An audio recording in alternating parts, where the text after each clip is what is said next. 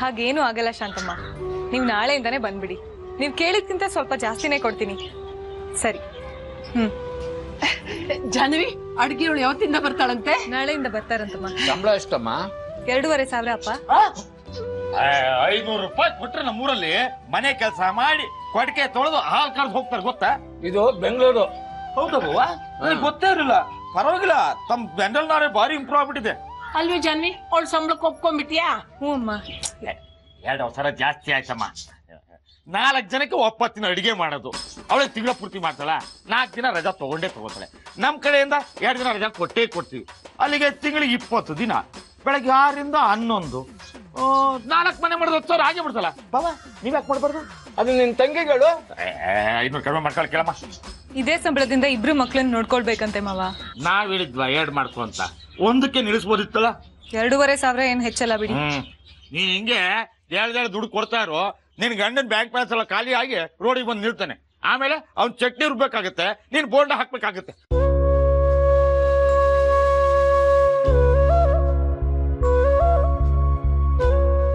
ಯಾಕೋ ಅವಳು ಹೊಟ್ಟೆ ಉರಿಸ್ತೀಯ? ಅಲ್ಲ, ಅವಳು ಮನಸ್ಸಿಗೆ ನೋವು ಕೊಟ್ರೆ ನಿನ್ಗೇನ್ ಸಿಗುತ್ತೆ ಹೇಳು? ಸಾರಿ ಜಾನು. ಜಾನು, ಆ ಅಡ್ಗೆಯವಳ ನಂಬರ್ ಕೊಡೆ, ಈಗಲೇ ಕಂಡೀಷನ್ ಹಾಕ್ಬಿಡ್ತೀನಿ. ಕಂಡೀಷನ್ಸಾ? ರಜಾ ಹಾಕಿದ್ರೆ ಸಂಬಳ ಕಟ್ಟು, ಲೇಟ್ ಆಗಿ ಬಂದ್ರೆ ಸಂಬಳ ಕಟ್ಟು, ಅಡ್ಗೆ ಜಾಸ್ತಿ ಮಾಡಿ ಉಳ್ಸಿದ್ರೆ ಸಂಬಳ ಕಟ್ಟು, ಅಡ್ಗೆ ಕಡಿಮೆ ಮಾಡಿದ್ರು ಸಂಬಳ ಕಟ್ಟು. ನೀನ್ ಹೋಗಿ ಅಡುಗೆಗಳನ್ನ ಫಿಕ್ಸ್ ಮಾಡಿದೀಯಾ? ಇವ್ರಗಳ ಜೊತೆ ಹೊಂದ್ಕೊಳಕ್ಕಾಗತ್ತಾ? ಅದೆಷ್ಟು ಚುಚ್ಚು ಮಾತಾಡ್ತಿರೋ ಮಾತಾಡಿ. ನಿಮ್ ಮಾತ್ ಕೇಳದೆ ಒಂದ್ ದಿವಸ ಹೋಗ್ಬಿಡ್ತೀನಲ್ಲ, ಅವಾಗ ಗೊತ್ತಾಗತ್ ನಿಮ್ಗೆ. ಆ ಅದೃಷ್ಟ ನನಗೆಲ್ಲಿದೆ? ಬಾವಾ, ಇದು ಅತಿ ಆಯ್ತು. ನೀವ್ ಹೀಗೆ ಆಡ್ತಿದ್ರೆ ಸುನಂದು ಕರ್ಕೊಂಡು ಊರ್ಗ್ ಹೋಗ್ಬಿಡ್ತೀನಿ.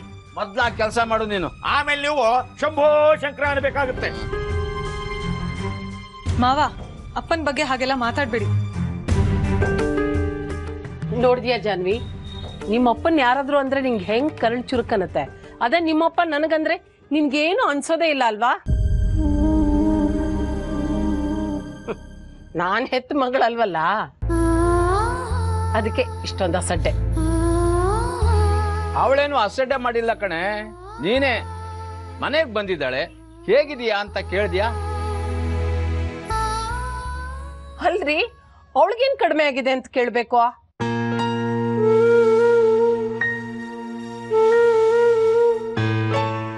ಸ್ವಂತ ತಾಯಿಯಾಗಿದ್ರೆ ಅರ್ಥ ಆಗಿರೋದು, ಯಾಕೆ ಕೇಳ್ಬೇಕು ಅಂತ.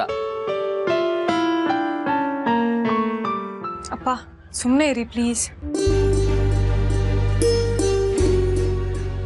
ಅಮ್ಮ, ಪ್ರತಿ ತಿಂಗಳು 10ನೇ ತಾರೀಕೊಳಗೆ ಅಡ್ಗೆಯರ್ ದುಡ್ಡು ನಾನೇ ಕಳಿಸ್ತೀನಮ್ಮ.